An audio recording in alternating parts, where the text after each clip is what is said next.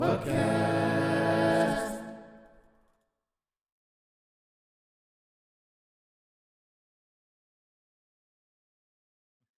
There we go. Well, it's good to have you all. This is a real treat to have more than four on for once. Indeed. It might end up completely unruly and out of control, but it'll be a laugh along the way. So good to see you all. Have you all met independently online since we had to be shut in our houses? Yeah, kind of. I mean, Jack and Malky and me have been doing various bits and bobs with various bands, so we've been kind of linking up. But I haven't seen you, Richie. I can't remember the last time I saw you other than just a music festival, the beer festival. So that was the last time I saw you. So that's last summer, and that was fleetingly. And Well, you, Graham, too. That's a year ago almost to the month, isn't it? Wow. Yeah, just about. That's right. Well, you look as handsome as ever, chaps. It's good to have you all on board for what is effectively episode 5. We've named it the Mighty Big Talk, which for reasons Very clever. As we move through this. So we'll do some quick introductions for those that may not know you already. So Jack, welcome. Good evening. He describes himself as a plank slapper with a big bottom end. That's pretty much myself, yeah. Yes, a well-known and loved bass player, which Sean asked me to say that, by the way. A great showman who prefers to play without boundaries or sleeves sometimes.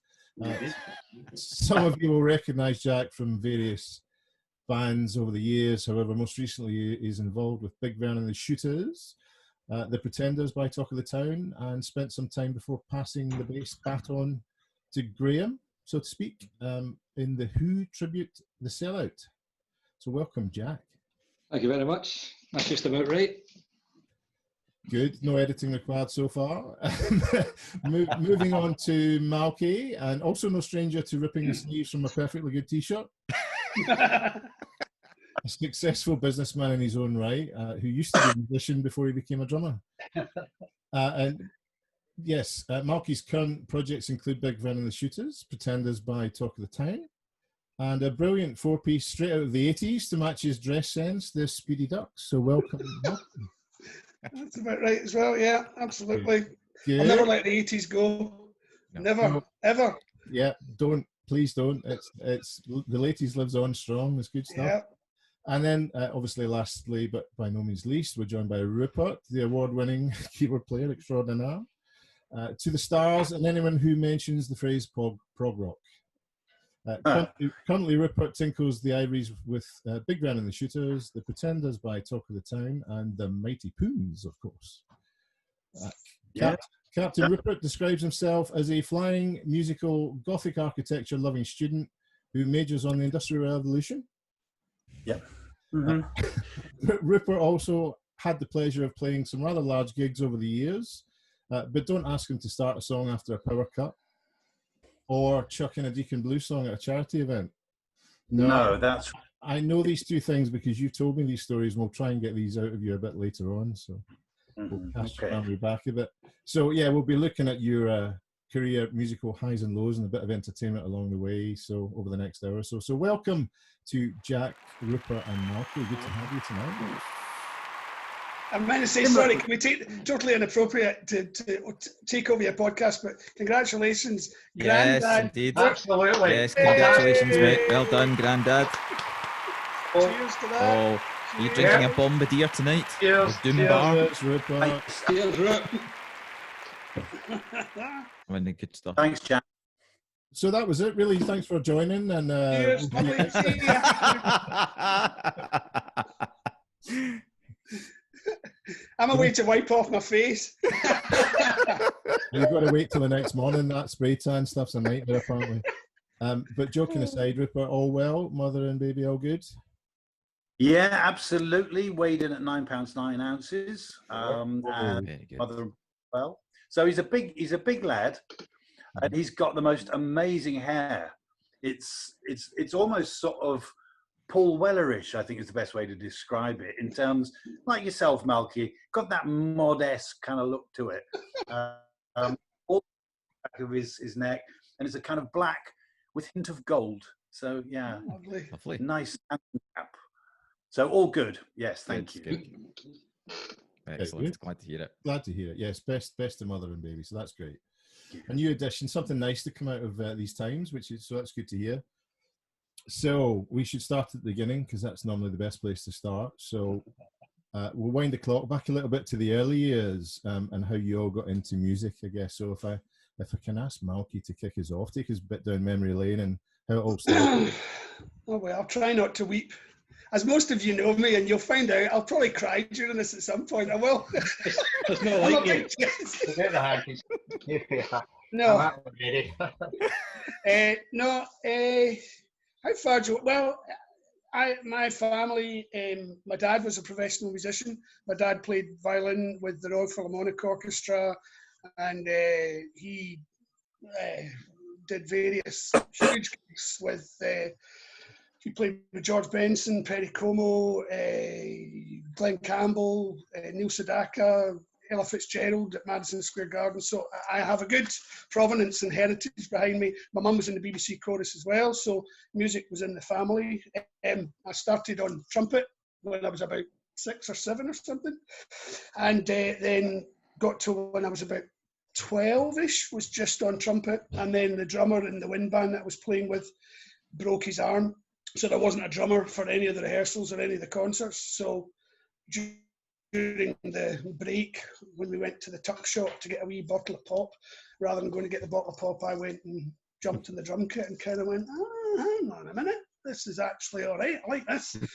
And then I suppose from a drumming point of view, the rest is kind of history, and that's how I started.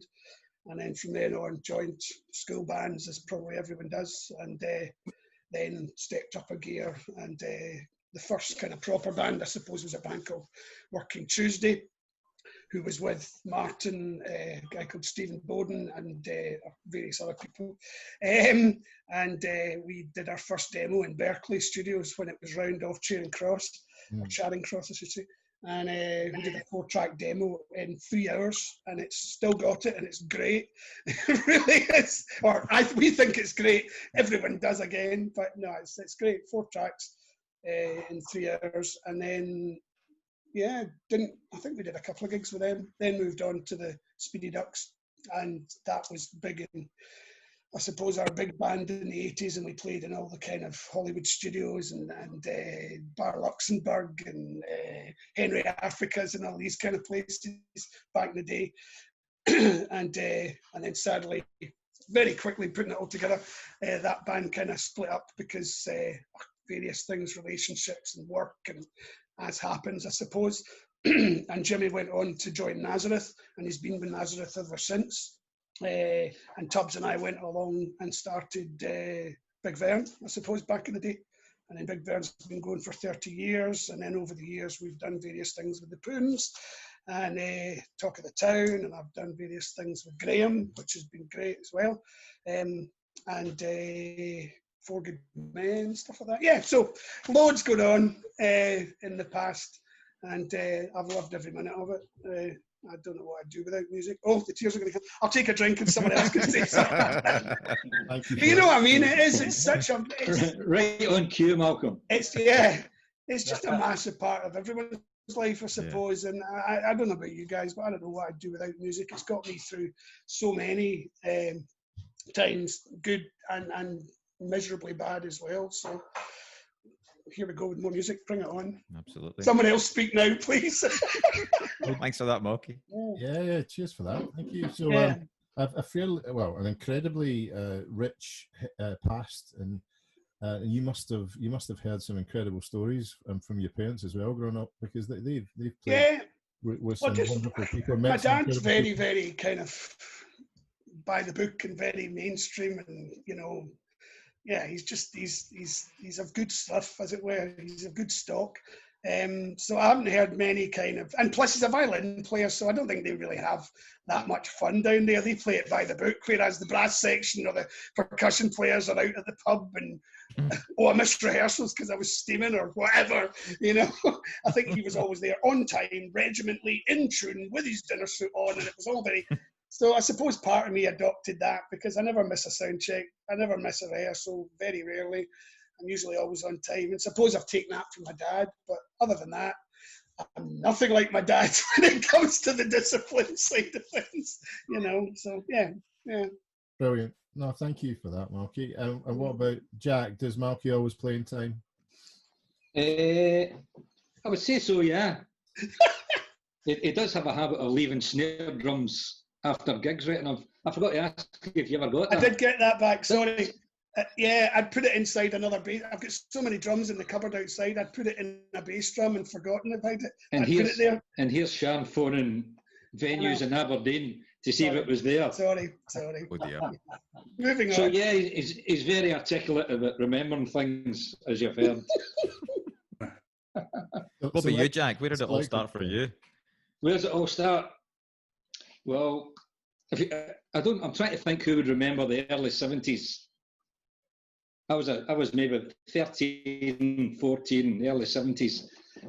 And you bought like the Sounds magazine or the NME. It wasn't a magazine, it was a paper. Mm-hmm. So everyone remember that, yeah?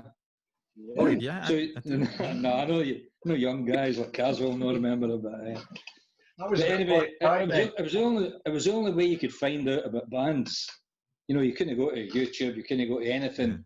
So if you read about these new bands, you went, oh, look at this, who's that? But how did you get to hear them? You know, you would have to go to their concerts and I was too young, or if they made Top of the Pops, which was pretty unlikely, it was pretty naff at the time, you know. Mm. So, or buy their records, kind of thing, you know. But what I used to do, and what a lot of folk probably used to do, is more or less look at the pictures and go, they look great. Yeah. But how did you know? You couldn't hear them, but they look great. Like Kiss, oh, they look great, but they turned out, for me, a disappointment. But anyway, they look great. But anyway, I saw a new band called the Sensational Alex Harvey Band. And there was, the big bass player was there looking good, and they were all standing in front of the monitors posing. Harvey looked menacing, a cane in his hand, you know.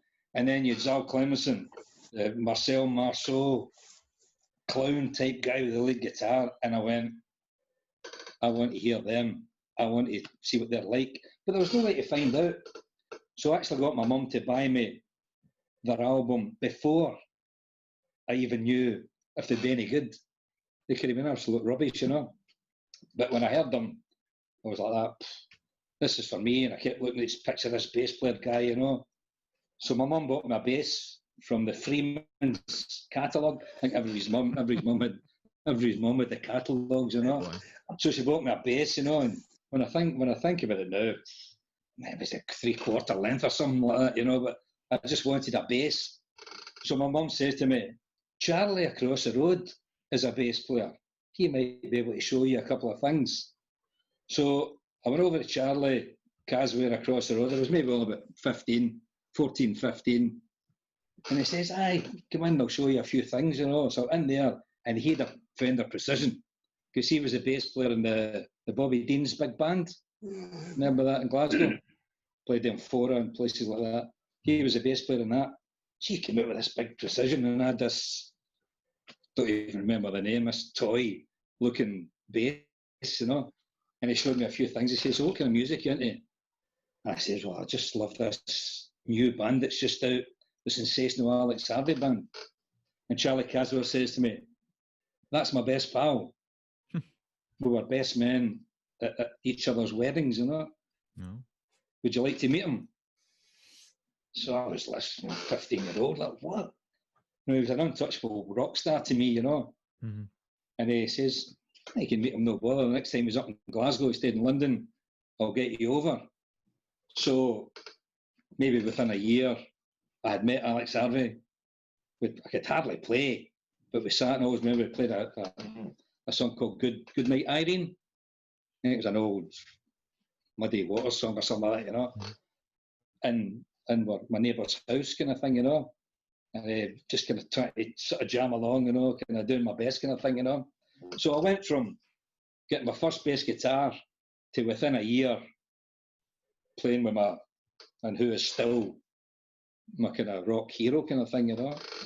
Brilliant. So that's how, you know, and since then, since meeting him, etc., that was just the only thing I wanted to do, you know. Mm-hmm.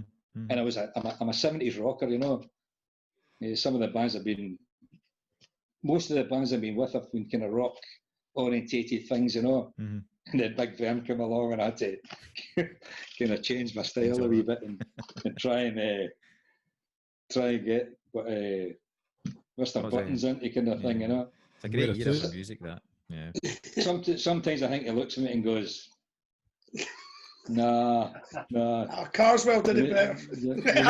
Aye. He says that to me every week, but there you go. You know. That's not true. Graham, that's what spurs me on, mate. Is that? Okay. And also, it was an unusual one for me to just pick up my first instrument, if you like. Well, I had an acoustic, but I didn't have any help to learn chords or anything like that, you know. And I wasn't that interested, to be honest. But when I saw Chris Glenn, the Alex SAHB bass player, it was I'd like to do something like that, you know. And I've got nowhere near it since. Still keeping going. And a pretty tasty drummer as well, who I had the pleasure to meet once as well. So, yeah. Ted? Cracking band, yeah. Poor my embarrassing story about that is I met very quickly. He came to one of our ferry gigs with Big Vern ages ago, and at the end he came up and he looks like a rocker. I just thought he was a Glasgow rocker, and I wasn't really into Alex SAHB. I am now, but I wasn't really back then.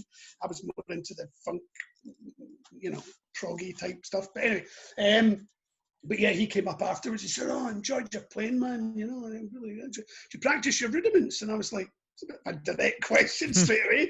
And I went, "Oh, no, not really. I'm kind of self-taught, and I make loads of mistakes, and I'm probably not doing it the right way, but I'm doing all right, I suppose, you know." And he was like, "Oh, it sounded great. And he said, "Aye, rudiments, man, I play them every day." I said, "All right, you're a player?" Not knowing who he was.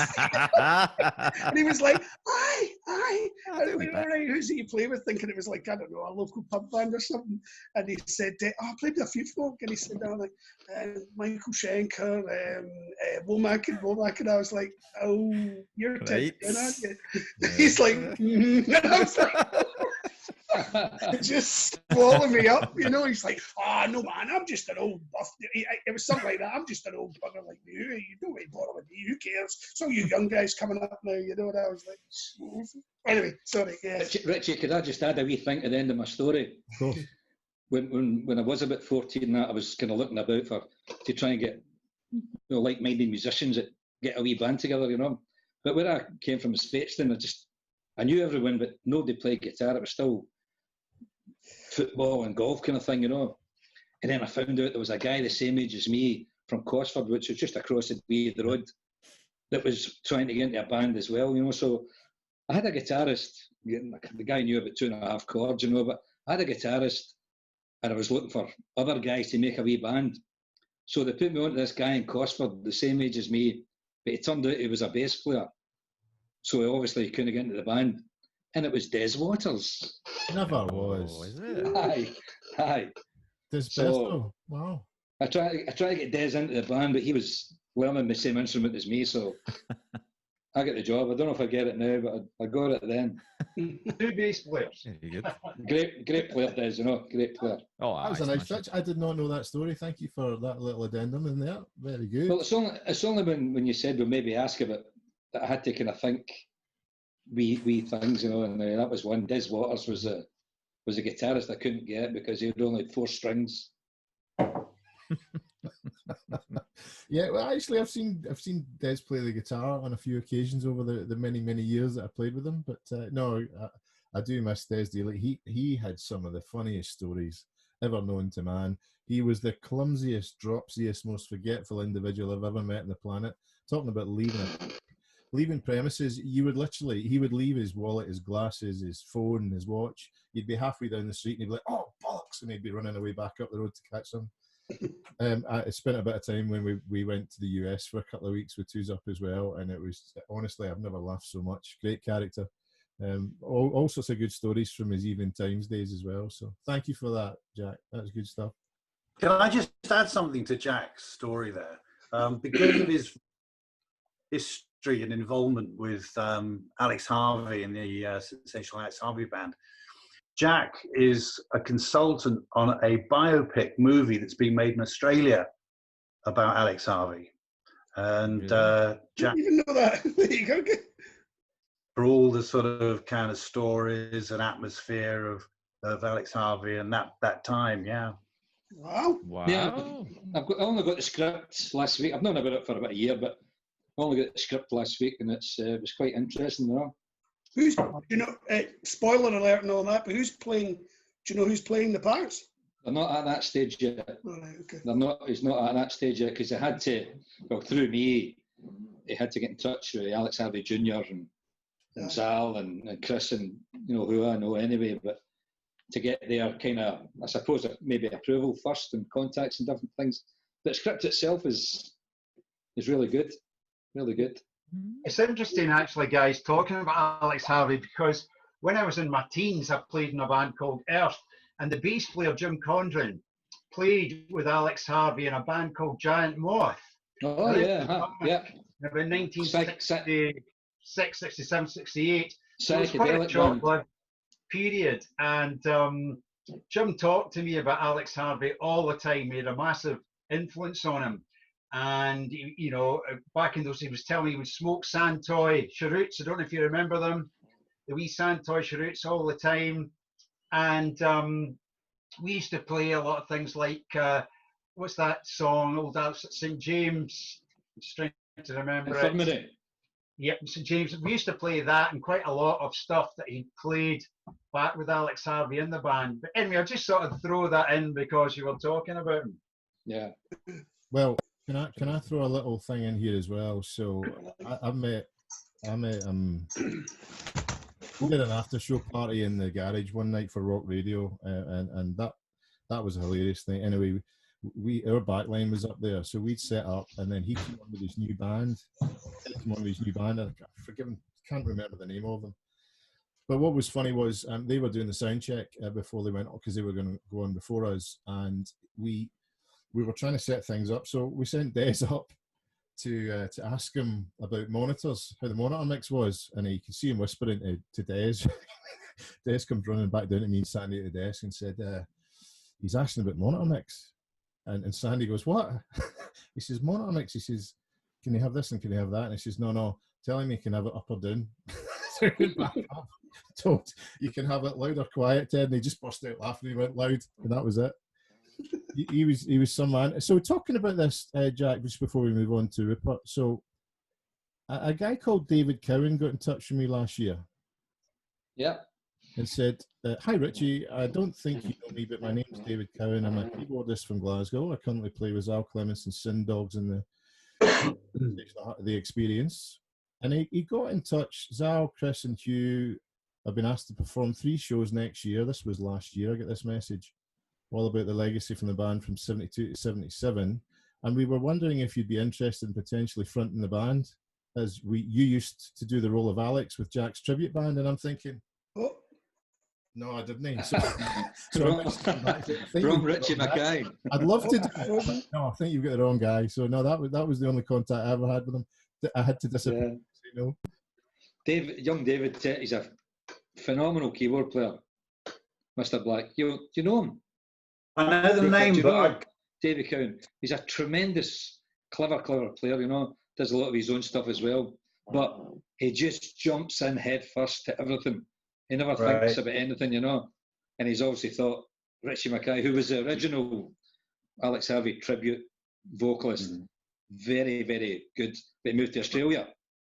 And he's obviously looked all at Richie Mackay. So there's one there, he's a singer, he's a guitar, whatever. And that's why he's got you. I must look like a terrible paper round, Jack. What age is Richie Mackay from the original lineup? Well, he was young. He was. Right then, I don't feel. He was a bit younger because, I mean, he did a fantastic Alex Harvey in every way, but he heard the records through his dad. You know, because we wondered why Alex Harvey at your age, but it was his dad gave him the records and he loved it. Brilliant. But you're the much more handsome Richie Mackay, I can tell you. Yeah. And I just hope he doesn't see this webinar or whatever you call it. I'll edit that bit out. So, Rupert, give us the lowdown and how it started for you. Well, okay. I was actually, I think, supposed to be a drummer originally, rather than a keyboard player. Revelation. Because in our house, we had a piano, sort of bashed away at it. And both my parents were, I wouldn't say musical. They liked their music, but that was about the extent of it, you know. But I think probably the way that I played the piano led them to believe that I should be a drummer.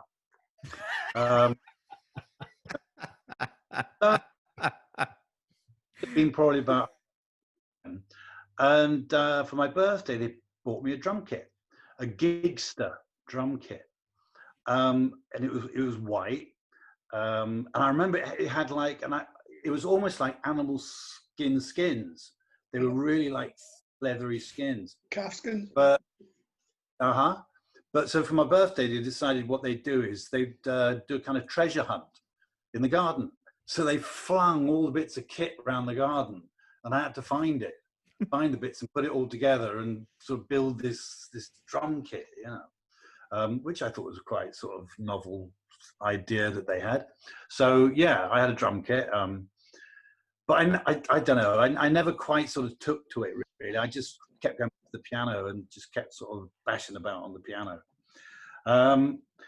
and I guess my first band was at prep school, and we were called the Croakers. And funnily enough, I've just got back in touch with the drummer from the Croakers who was at prep school with me about 2 weeks ago.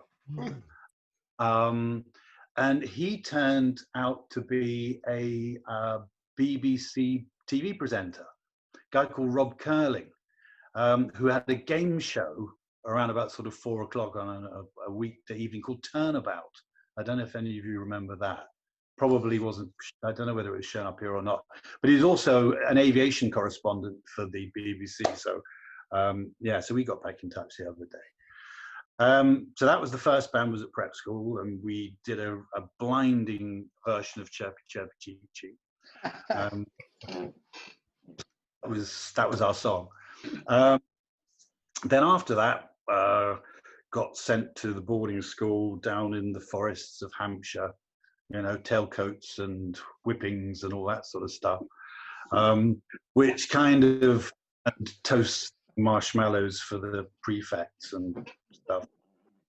And the prefects all listened to sort of like... Is that code route, aye? So as I was sort of like toasting marshmallows and polishing boots and getting whipped, I was listening to like... Have a moment here.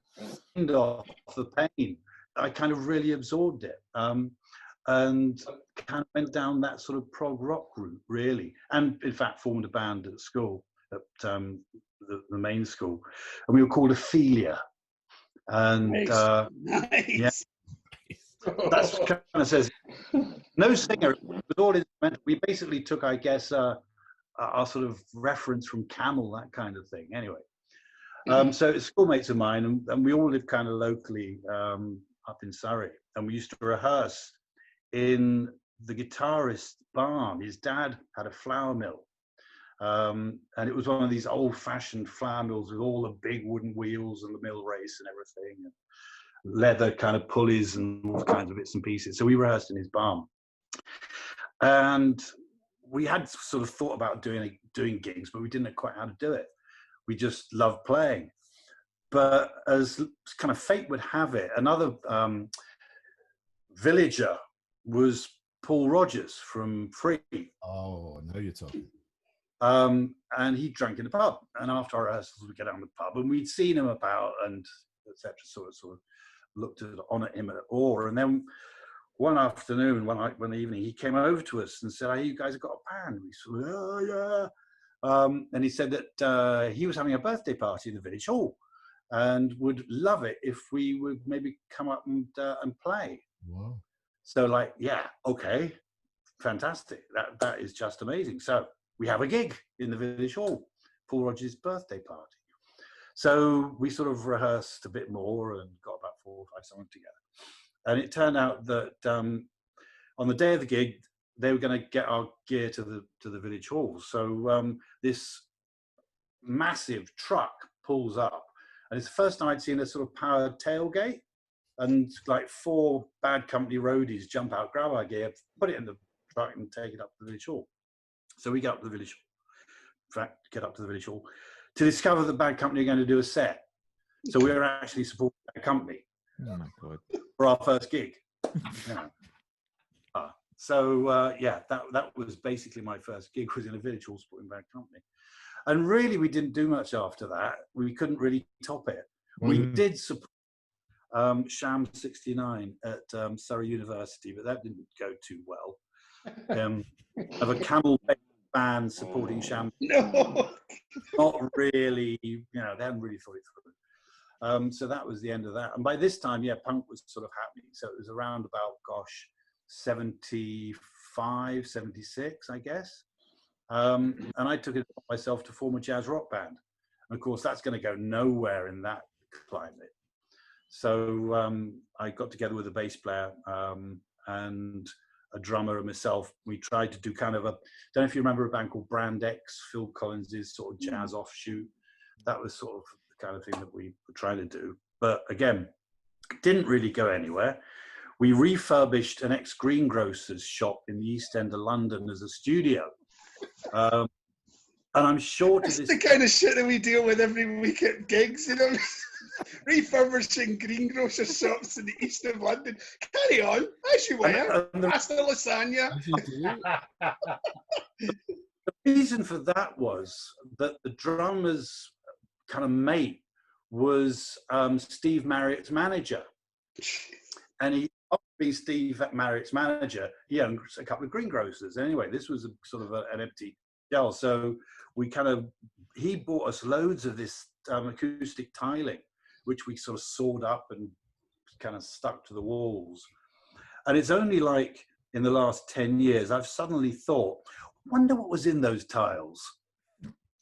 So that lasted about 5 minutes. We did one gig at the Half Moon in Putney. Well, I say one gig, we did half a gig because our bass player got cramp halfway through the set and couldn't.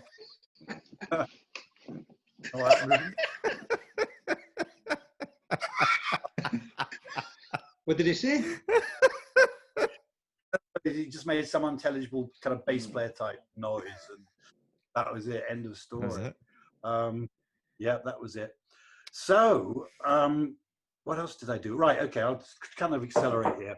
Talking about Enemy Melody Maker, I answered an ad in Melody Maker. Do you remember in Melody Maker when they had the band ads? It would be like, I know, as your eye looking for keyboard player. Then underneath it would say, no breadheads. Yeah. In other words, get no money, Yeah. Anyway, I answered an ad for a keyboard player. It turned out to be Limmy and the Family Cooking, which they a hit song called You Can Do Magic back in the 70s. So I hooked up with them and took sort of the clubs around the UK, Air Force bases, army bases, that kind of thing. So getting into a van in Kingston upon Thames and driving up sort of Hull, doing the show and coming back. Did that for a while, and then hooked up with Rocky Sharp and the Replays, who had kind of Ramalama Ding Dong and all that kind of doopy kind of stuff. They had a couple of hits, played with them for a bit. And the bass player in that was Malcolm Foster, who I went on to work with in the Pretenders. So did that for about a year or so. Left that and joined a band called Japanese Toy, which was based in the East End, funnily enough, and was a pub band. But the singer in that band was Steve Harley's brother. So did that for a year or so. Then joined another pub band called Little Sister, and basically got quite successful in that band because at that time pub rock was like the thing. It was Dire Straits, it was Elvis Costello, it was all those sort of bands cutting their teeth and getting the followings around the London pub scene. And we were sort of up there, but not quite. We were just bubbling under. And I mean, the gigs we did would sell out. We'd sell out in Croydon, good, really good following. Until the guitarist, who was the singer as well, took a pit bull terrier for a walk. on Wimbledon Common. The pit bull saw another dog and decided to take off. So Graham grabbed him by the collar. The dog spun through 360 degrees and basically broke both those fingers to the point where they couldn't be reset. Ooh. So that kind of, he actually went on to play again. He relearned to play, a bit like Django Reinhardt. He learned to play with the new sort of, his new fingers, if you like, after a while. Wow.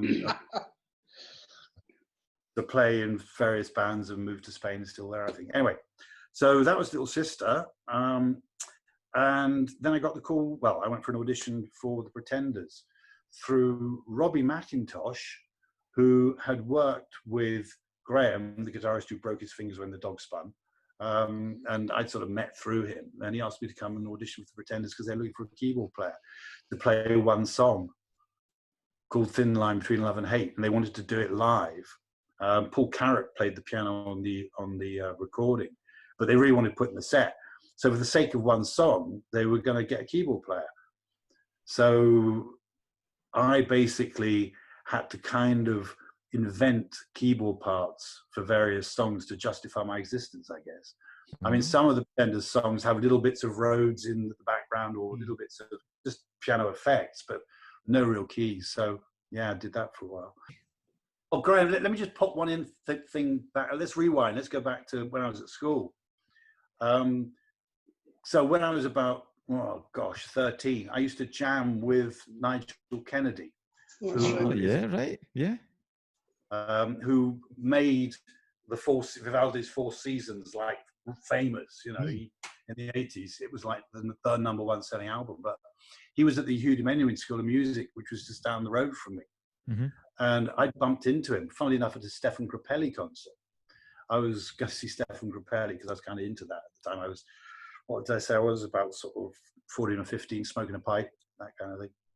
And I was went outside to go in, and this kid rocks up with a violin case, and we start chatting. And I say, "You going to see the gig?" And he says, "Yeah.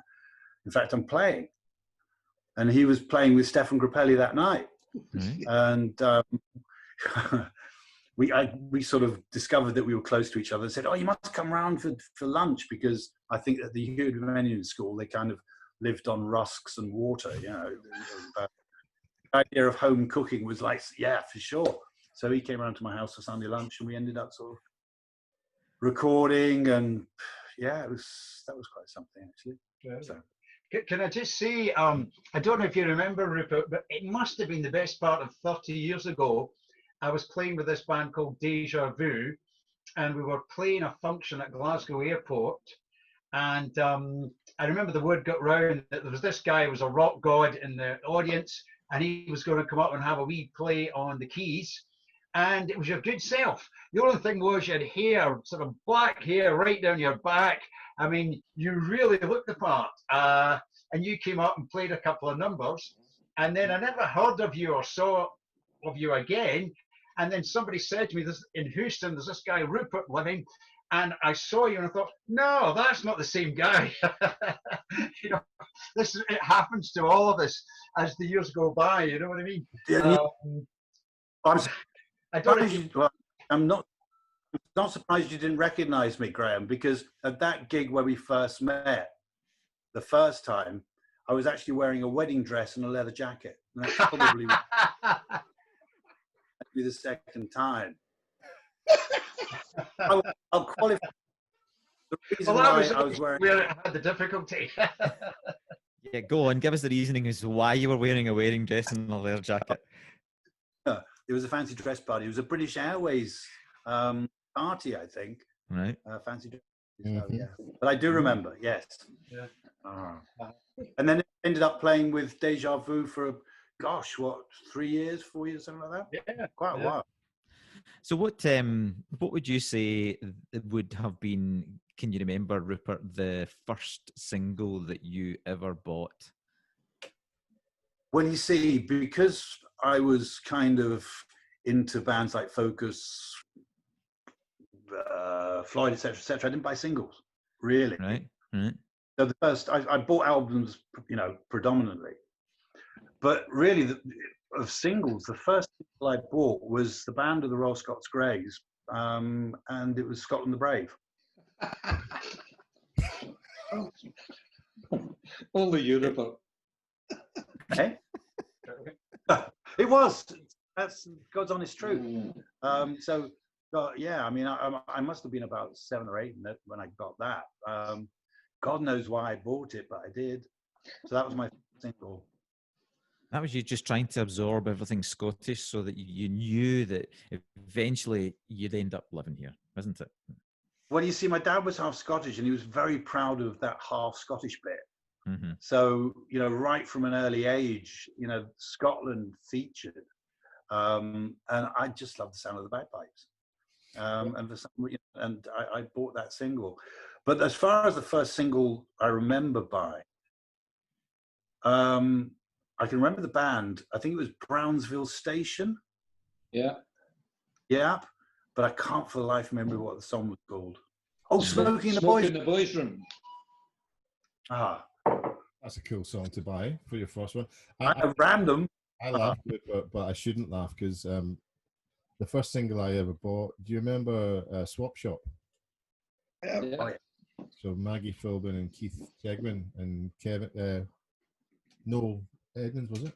Mm-hmm. Anyway, I bought the song that they released called Brown Sauce, I Just Want to Be a Winner.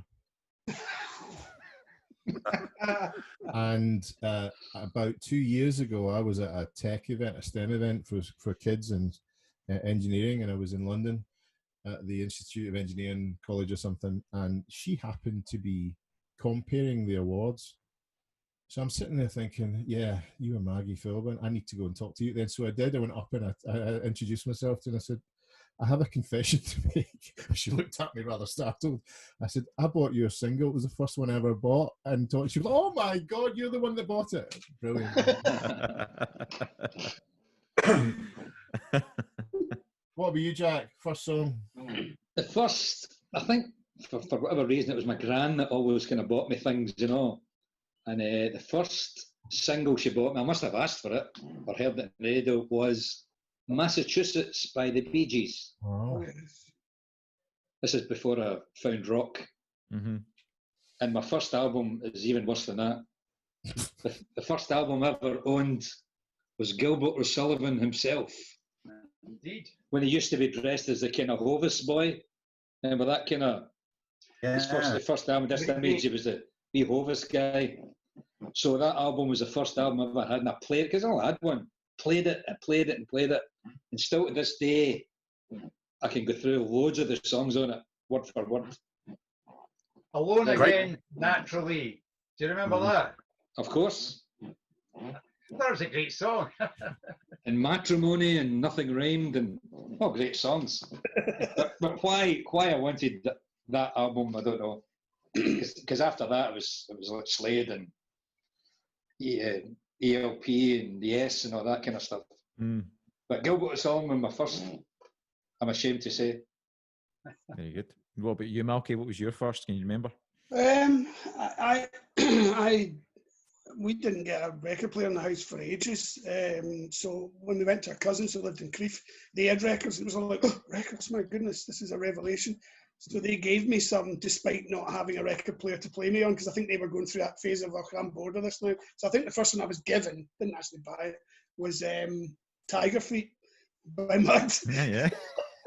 So, hey, why not? And there was another one that's, oh God, no, controversial. Was The Court of King Caractacus, which was Rolf Harris. I don't know if it was a double A side or it was the B, but I remember The Court of King Caractacus more than maybe if it was the A side. Maybe it was the B side of Two Little Boys. I don't know. But anyway, Rolf Harris. So that was he gave me those two, and I played them to death. And so I've got them emblazoned. I think the first one I bought was Painter Man by Boney M on yellow vinyl on 12-inch.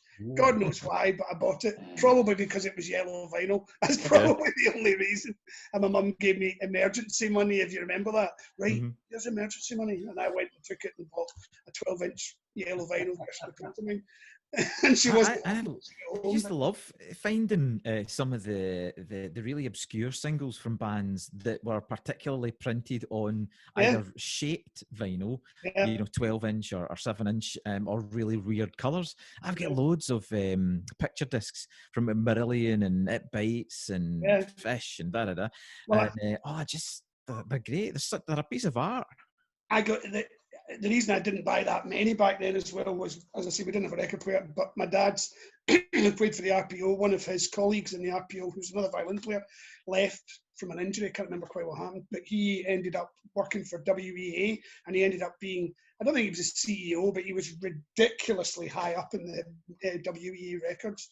So he would just send me this big padded envelope would arrive every, I don't know, month or so with 20 records, some of which were by things like people like Sky, Tristan Fry and all that. Sky, they were a little bit like Tubular Bells type proggy, sort of mild prog. But there was also some bands that never made them, so they were just like promo copies. But in that were a number of picture discs, because about 3 years later our house went on fire, and I remember the picture discs I put on the wall, and I'd put a drawing pen right through the centre to put them on the wall, just colourful. They weren't necessarily bands I was into or whatever, plus I couldn't play them because we didn't have a record player. But I remember the house went on fire, and when I went to check my bedroom, all of the vinyl had melted.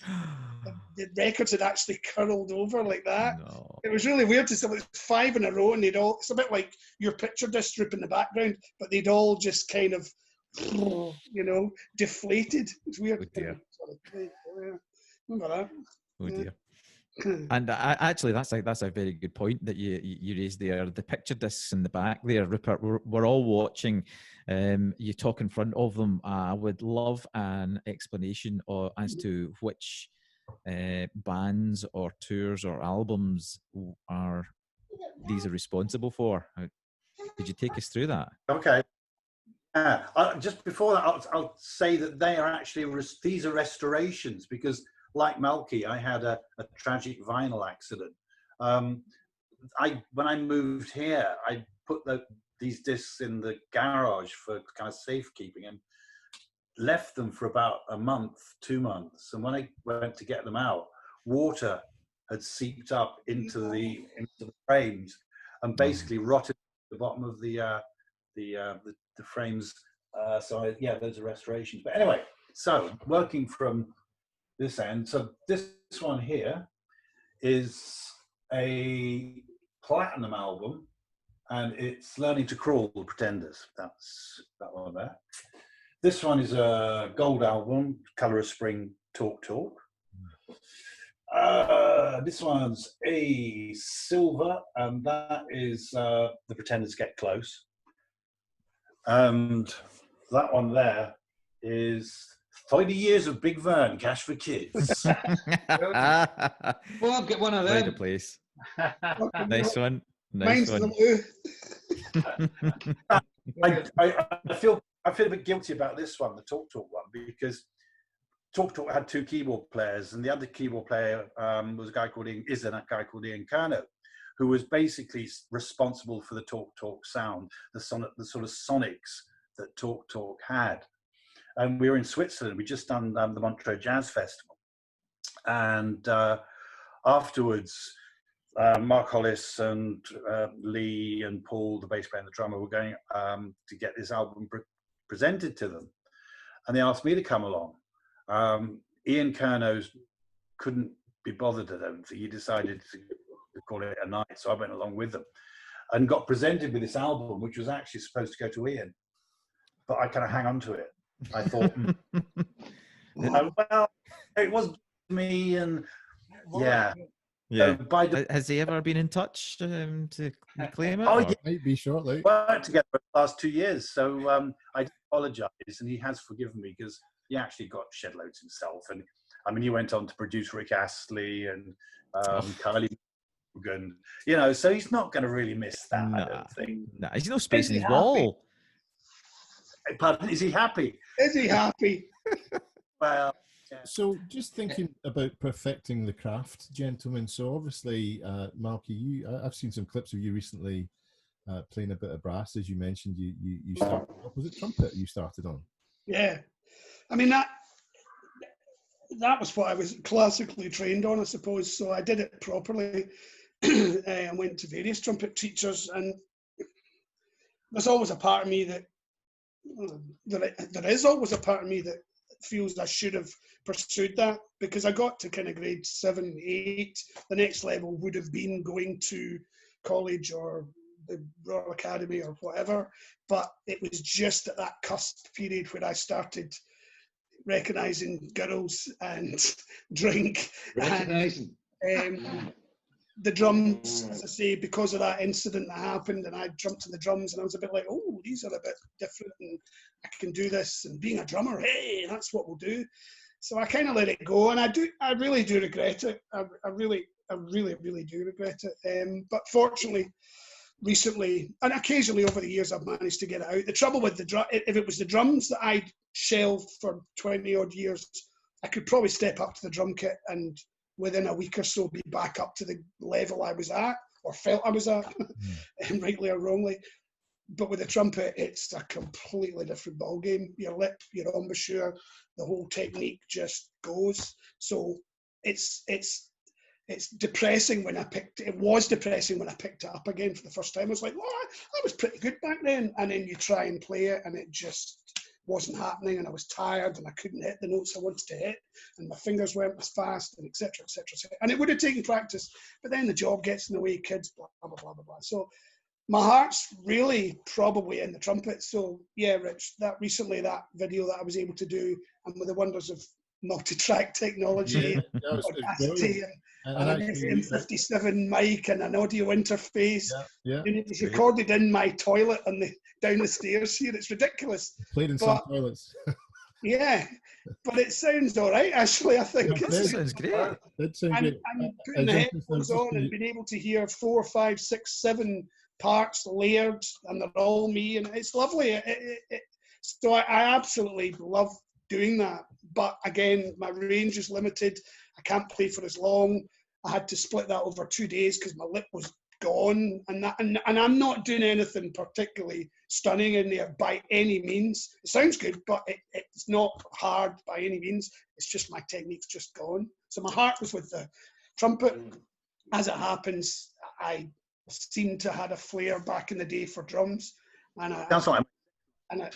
I love playing drums as well. So it's great. The humping the gear and buying the gear and setting up the gear and all that kind of stuff's a pain in the backside at times, but it is worth it once. And we all know what that feels like when you go, right, the green light's on, let's go, let's do this, and come on, just love it. What a feeling, So yeah. Okay, so obviously going from a trumpet to effectively something that comes in multiple cases. Yeah. And that, well, okay, so to practice either one of them in the house is going to cause some offence to some neighbours or family.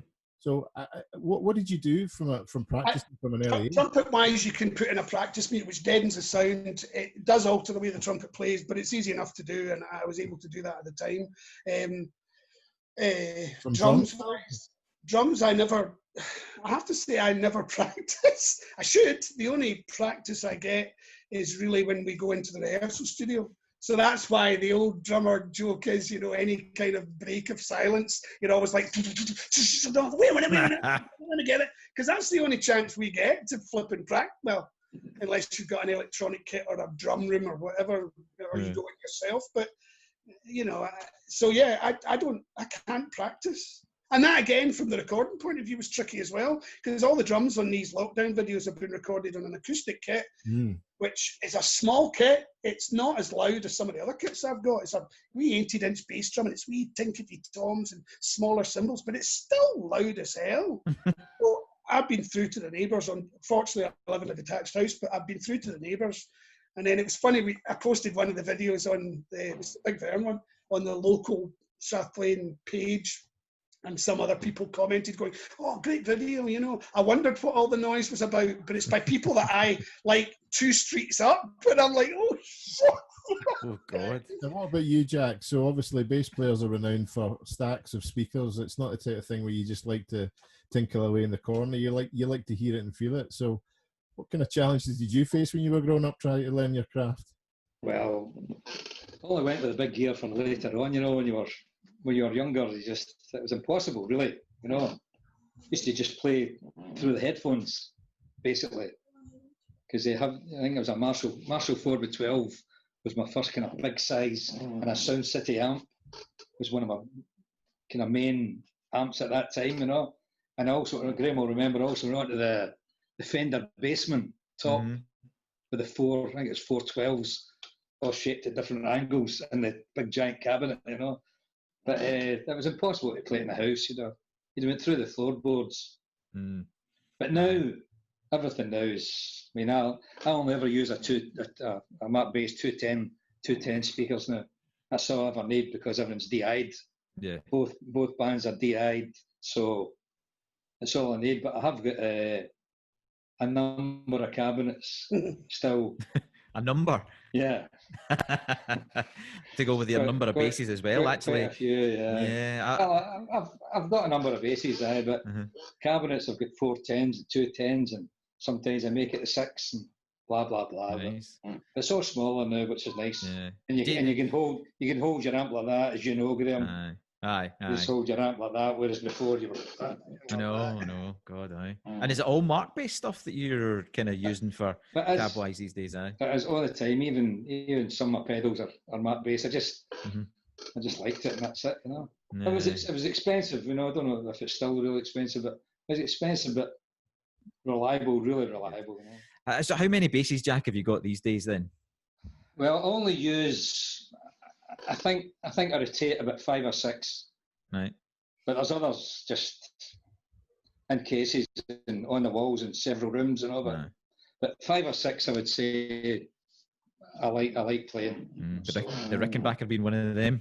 Rickenbacker would probably be 6 out of the 6 if I had to have a list of favourites. Because I find it quite difficult to play. Aye. Yeah, I find it quite awkward. Being a finger player, not really a plectrum player, being a finger player, and I spoke to Tubbs about this as well, it actually makes a big mark in your arm here, because it's quite a sharp, it's not rounded like the Fenders or smooth. It's really quite sharp, so when you're playing or resting on it, playing over the top, you end up with a big mark across there. Oh, right. So as a kind of plectrum made for bass, I think. Well, it was 70s when everybody did that, you know. So with the Pretenders, I'll bring it out occasionally, because some of their songs, you know, are kind of plectrum driven, you know, I think. But probably the jazz maybe beats all the precisions, you know. Oh, it's a classic sound. And you say, why have you got 4 precisions when they all sound very much the same? But when you start playing basses, you just can't stop. Oh, they all have different characters, I'm sure. Aye. Well, they do. I do have favourites out of the 4, but... Have you given them names, Jack? No. Funnily enough, not. I've never... I think some of my cars have had names, but my basses, no. Until he drops it on his phone, he calls it the best. I'm actually just thinking, Rupert, having had to put up with a lot of rock drummers and bass players and guitarists over the years. When I first met Rupert, Rupert used to bring his own PA to gigs, which I thought was fantastic. So you used to be able to compete with the best of them. You have, you've gone pretty modern recently, though, Rupert, haven't you? You're kind of using some Nord stuff, but you've had some interesting older Hammond type stuff over the years, haven't you? Yeah, I mean, I'd love to sort of be able to carry around a Rhodes 88, a clavinet, a Hammond B3, Mini Moog, Mellotron, but nah, that's never going to happen. So yeah, I've sort of dragged kicking and screaming into the present day with a Roland Jupiter 50 and a Nord 73 keyboard. So I just used the 2. But I did ship around a Rhodes 73, a Hammond organ, which I played through a Fender Dual Showman stack. And that was when I was in Ophelia, when we did the gig. So I had sort of aspirations in those days for kind of big sounds. But yeah, you're absolutely right. When I was playing with you, I had 2 PV monitors, basically 2 speakers either side, in stereo through a little mixer, and the sound was fab. But Really, kind of no wonder I'm deaf now. That's the challenge for us all. Right, thank you very much, gentlemen. So it's that time of night for our illustrious quizmaster, Mr. Graham Thompson. It's the Vintage Vinyl Big Quiz. Right, gentlemen. Now you can either shout out, raise your hands. I brought my own buzzer. Questions. 5 based on and come back. Oh, brilliant. Okay. I thought it was Britain's Got Talent we were coming on. That's what I wanted to do a song. 10 questions, 5 based in the 80s, 5 based on Yes. 90s, because you're all young things. No 60s questions here. That's the reason why I'm the quizmaster. Just testing my hooter. Okay, question 1. What year was Live Aid? 85. He was indeed correct. Yeah. Sorry, my buzzer's not working. 1 mark to Jack. Question 2. Which popular AC/DC album was the first to feature new vocalist Brian Johnson? Back in Black. You're correct. Oh, Jack, Google again. You're romping here, Jack. Question 3, and we're still in the 80s. In which iconic music video do Queen parody Coronation Street? Radio Gaga. I want to break free. Break free. That one. Damn. I want to break free. Please. There we go. So at the present time, it's 2 to Jack and 1 to Graham. Question Best 4. players unite. Who went straight to number 1 in 1981 with Stand and Deliver? Adam and the Ants. I think, well, I forget that. yeah. There's So, good stuff. Right, this is the last 80s question. Which U2 album became the fastest selling album in Joshua British Tree. Joshua Tree. Rattlingham. at the time, once released in 1987? Joshua Tree. Boy. Joshua Tree. Whoa. Right, indeed. You are correct, Rupert. The Joshua Tree. I said that Said before. that earlier. I think Malky got that one, to be fair. No, he's too. I could hear Rupert there. I could hear. Rupert, is your gazoo working? Now, Yeah. at the moment, it's 2 to Jack, 1 to Graham, 1 to Malky, and 1 to Rupert. So we're now on to the 90s. Oh, terrible year for music. I would wholeheartedly agree, Jack. It's asking for names, and there's so you'll get a point for each name. Name the members of the band Blur. Damon Albarn.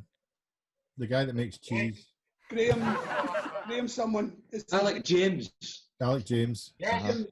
That's right. 1 to Richie, 1 to Jack. And the guy that Graham, makes somebody, I'll give you that, Malky. Graham Coxon. So the 4. I can't remember the drummer's name. The other guy's called Dave Roundtree. So what did we have there? We had 1 to Richie, 1 to Malky, and 1 to Jack. You're going to go in there, Graham. Right, that's still winning here. Next question. What is the name of the first album by Oasis? Definitely maybe. straight in there. Indeed, Malky. So that's you now. Malky's now got 3, so he's leading with Jack at the moment. Next question. Which band had a 1997 hit with the song The Drugs Don't Work? Richard Ashcroft of the Verve. Oh, Yeah. good answer. Indeed, you're correct, Yeah. sir. Like a cat in a bag waiting to join. Richie. What's lyric in the world? Next question. What were REM losing in their My 19 religion. Religion. single? My religion. Their religion. Definitely got that. That was Graham, definitely. Sorry, Richie. Sorry, it was Richie. Sorry. I had difficulty in actually working out who was in first there. Richie. The answer was religion. It was Thank you, Richie. Malcolm. You're a Yes, Give gentleman. it to Richie. They were very sporting. Tomo, can you hear this? Can you hear this buzzer? Can you not hear my buzzer? What are you doing with the other hand? That's what I'm worrying about. Never had it with so many people. Anyway, so Richie's. You can say that whatever we like. Moving on. Richie's now level pegging with Jack and Malky on 3 points each.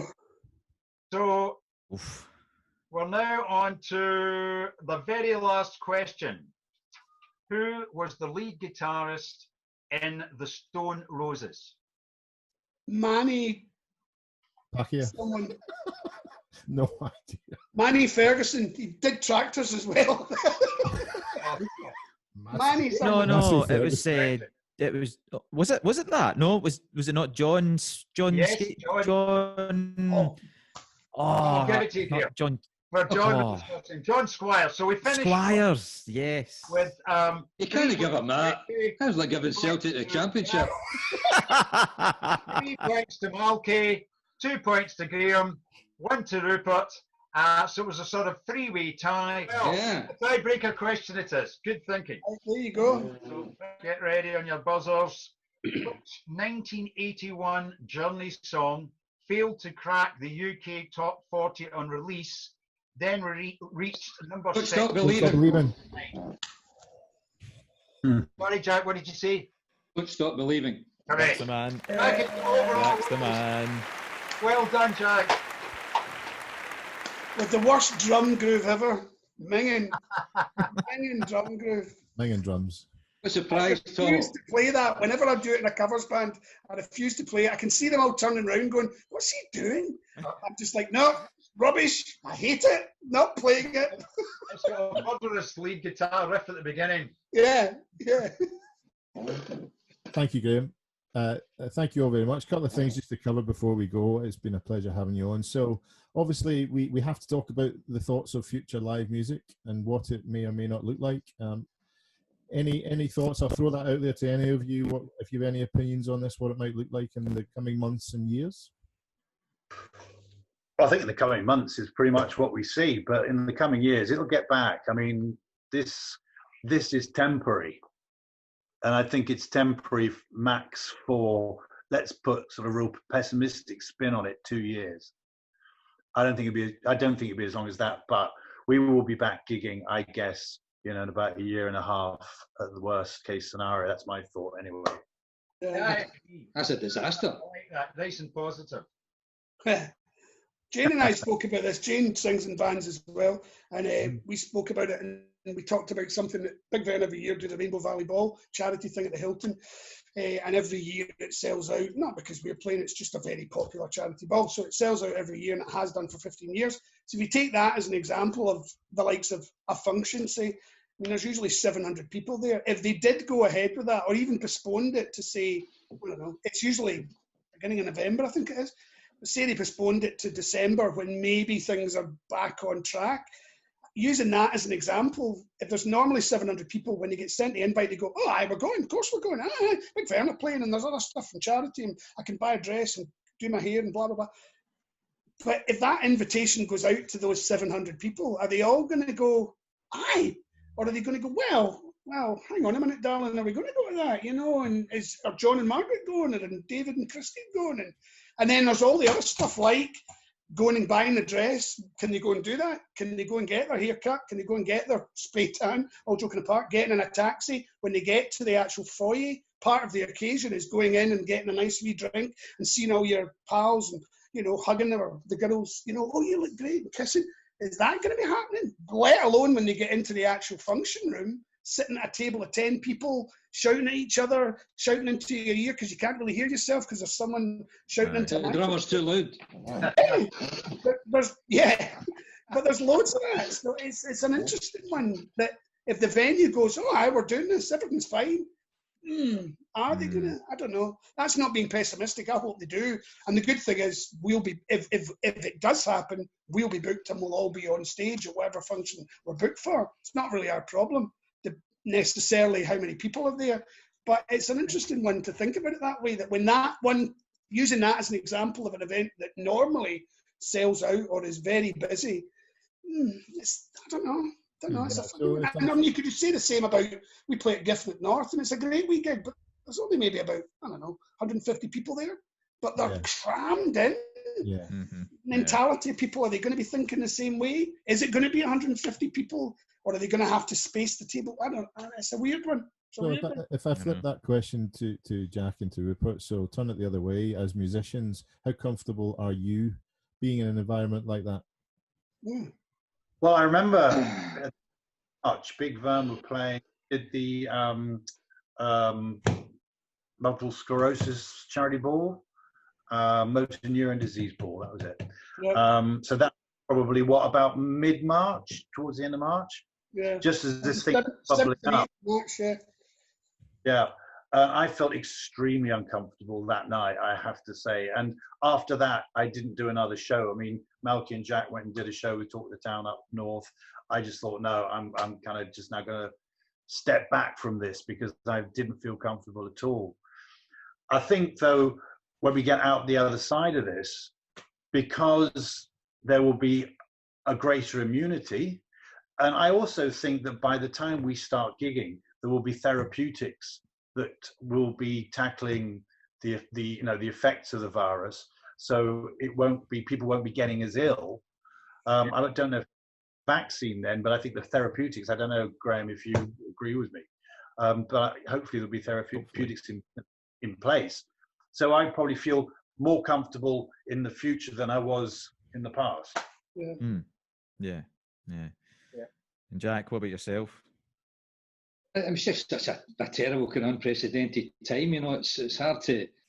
I mean, it's like if you're a kid and somebody takes your football off you, you know. I mean, you know, that's how bad it is being left without your music, you know. But you've got to think, obviously, the big picture and let's get this whole thing sorted. But when it's going to get back to anywhere near the way it was, I really don't know. I feel for everybody because it's affected everybody.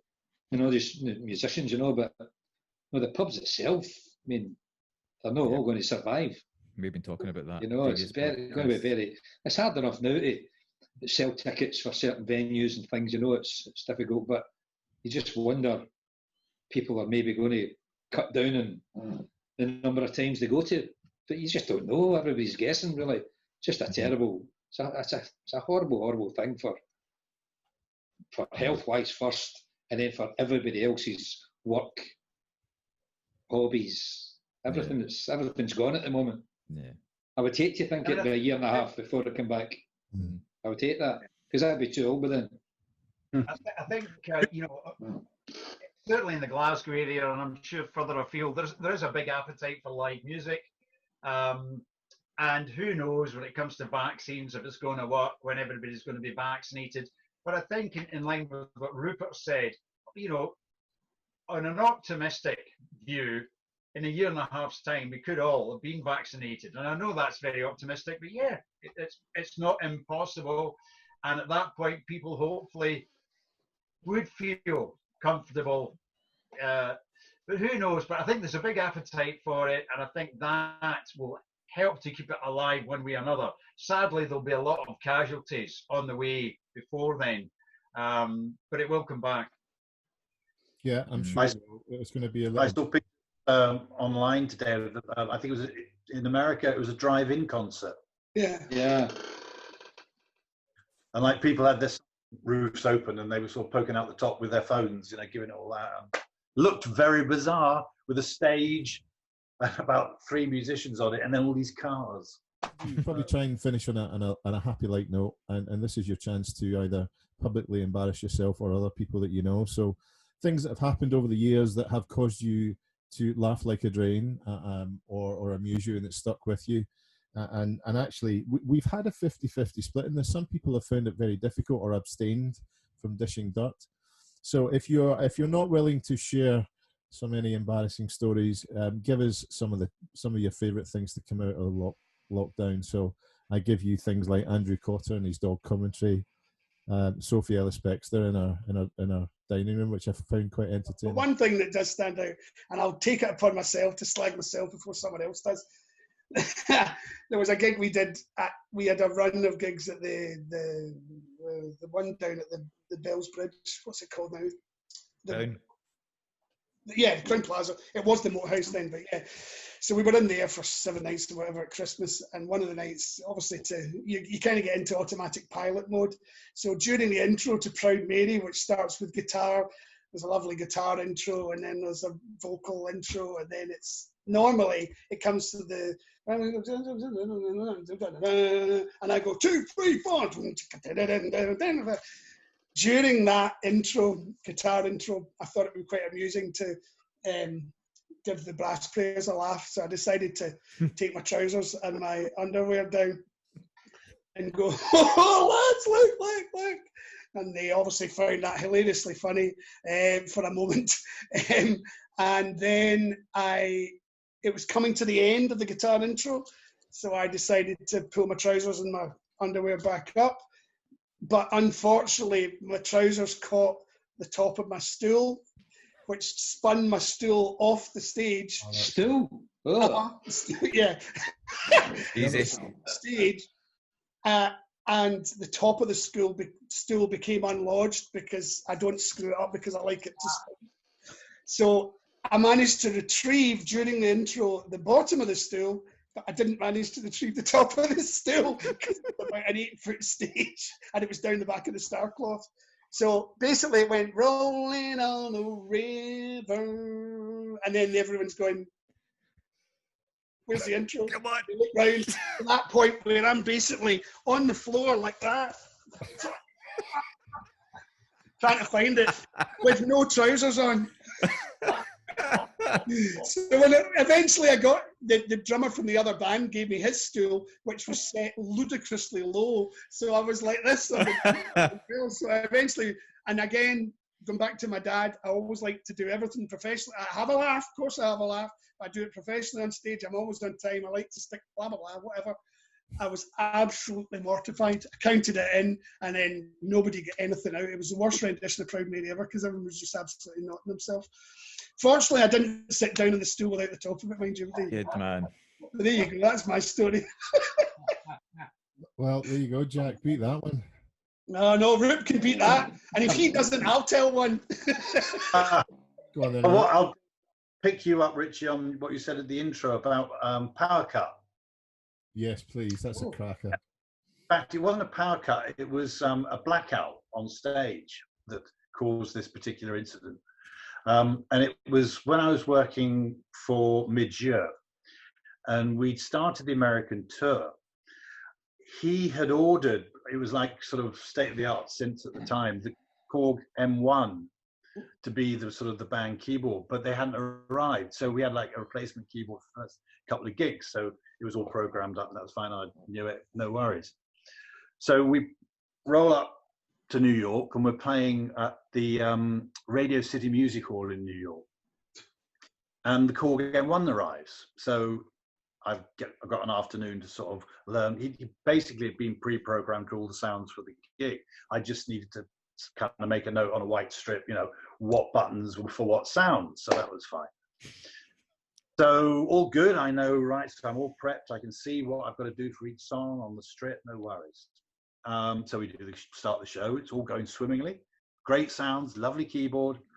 I'm pretty happy. I'm, what do they call it? Fat, dumb, and happy, I think is what they call it. Anyway, so halfway through the gig, we come to a song in the set, which I can't remember which one it was, but it was a keyboard intro. I don't think it was Vienna. I really hope it wasn't. Just say it was. That makes it so much better. Oh, come on, just say it was. Hey, the lighting designer goes off-piste and decides for the beginning of this song to do a blackout. No lights on stage. The stage is dark. And I've got to start the song, and I haven't pressed the program.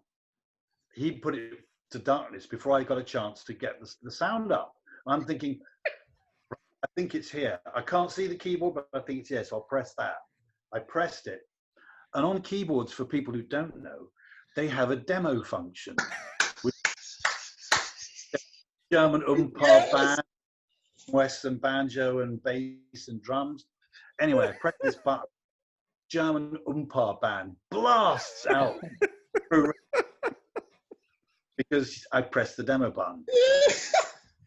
my panic, I didn't know where the off switch was on the Korg M1, so I just reached round, pulled out the mains lead, and the lights stage. I don't know, the keyboard there, mains lead in my hand going, I don't know. Yeah, I didn't get fired, which was, I've never quite understood that, but I didn't get fired. So yeah, back and then. That's the second Fantastic. time I've heard That's a that brilliant story, and honestly, I'd go on again. I love it. What did Mitch say? Midge, Say again? what did Mitch say? Did he comment? It meant nothing to him. Hey! Ah. Too nice a guy to make anything of it. He was one of probably the nicest guys that I've worked with. Seriously, lovely bloke. Yeah. Rupert, just while we're on, the other one that you told me about the Deacon Blue moment, if you will. Oh man, yeah. I've been living up in Scotland probably for about a year or so, and I'd hooked up with this band that was made up of various disparate musicians. One of whom was a vicar. Not that there's anything against vicars playing bass, but he was a bass playing vicar, which was kind of unusual.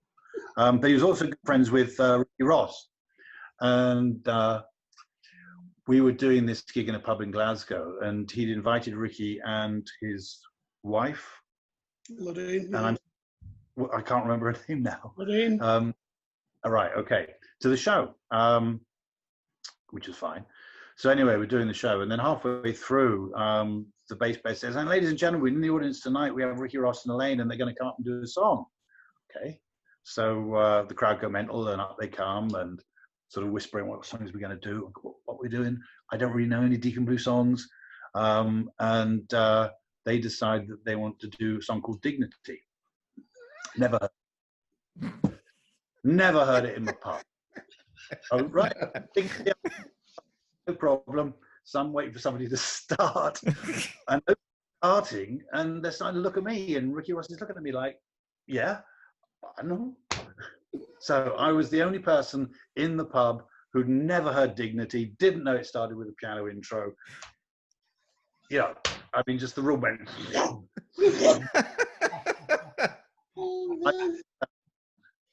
Yes, didn't know Dignity when Ricky Ross asked me to play it, and I have to confess I never did.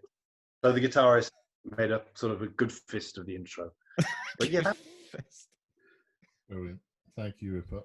Yeah, I think you have played it many times since, and it's still. Oh probably yeah, I've kind of got the intros kind of sorted now, I think. But yeah, whenever it is, however it is, we look forward to seeing you all again on stage at some point. Absolutely. And you, Rich, and you, Graham, and you, Graham. It's absolutely great idea, great concept, and the other ones are great as well. And no, lovely stuff. Yeah, great to chat to you guys. Yeah. Thank you all. Stay safe. We'll see you next Thanks time. thanks very much, guys. Thank you. See you later, guys. Okay.